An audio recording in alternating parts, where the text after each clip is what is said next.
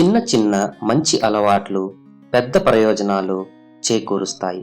ముఖ్యంగా ఆరోగ్యం విషయంలో నిజం చెప్పాలంటే మనం చేసే నిర్లక్ష్యమే పెద్ద అనారోగ్యానికి దారితీస్తుంది.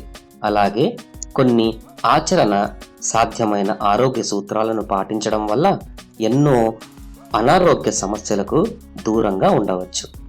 ఆహారం ఆరోగ్యం విషయంలో అందరికీ సాధ్యమయ్యే కొన్ని సూత్రాలు ఇప్పుడు చూద్దాం. ఉదయం నిద్ర లేచిన వెంటనే తినడం కానీ తాగడం కానీ చేయకూడదు. బెడ్ కాఫీలు టీలు తాగడం ఆరోగ్యానికి మంచిది కాదు. దానికన్నా పరగడుపున వేడి నీళ్లు తాగితే మంచిది. పడుకునే ముందు కూడా వేడి నీళ్లు తాగితే మంచిది. స్నానం ఉదయాన్నే చేయాలి. మధ్యాహ్నమో సాయంత్రమో చేయకూడదు. అది కూడా గోరువెచ్చని నీటితో చేస్తే ఉత్సాహం ఉరకలేస్తుంది. స్నానాల గది మరుగుదొడ్లు వేరువేరుగా ఉండాలి. అటాచ్డ్ బాత్రూమ్స్ పద్ధతి అంత మంచిది కాదు. తలకు నూనె పెట్టుకున్న గంటకో 2 గంటలకో స్నానం చేయకూడదు. కనీసం 20 గంటల వ్యవధి ఉండాలి. కొందరు రాత్రి పెట్టుకుని ఉదయం చేస్తారు. అది కరెక్ట్ కాదు. జుట్టు ఊడిపోవడంలో నూనె వాడే పద్ధతి కూడా ప్రభావం చూపుతుంది. నిద్రపోయేటప్పుడు కుడి పక్కకు తిరిగి పడుకోవాలి. బోర్లా పడుకోకూడదు. సుఖనిద్రకు కుడి పక్కకు ఒరిగి పడుకోవడం ఉపకరిస్తుంది. పంచదార కలిసిన పదార్థాలు ఎక్కువగా తినకూడదు.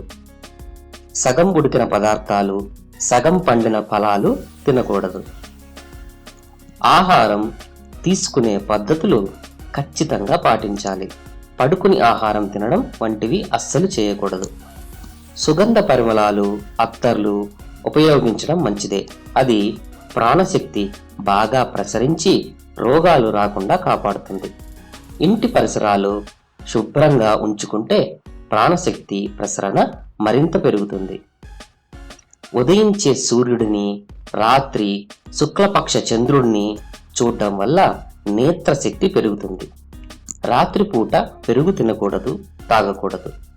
సబ్బులు షాంపూలు పేస్టులు నురుగు వచ్చే వస్తువులను అధికంగా వాడడం వల్ల ఆరోగ్యం క్షీణించే అవకాశం ఉందని అధ్యయనాలు చెబుతున్నాయి. వర్షాకాలం చలికాలంలో నెమ్ము చేసే పదార్థాలు ఉప్పు వాడకూడదు. అలా వాడితే వాతం పెరుగుతుంది.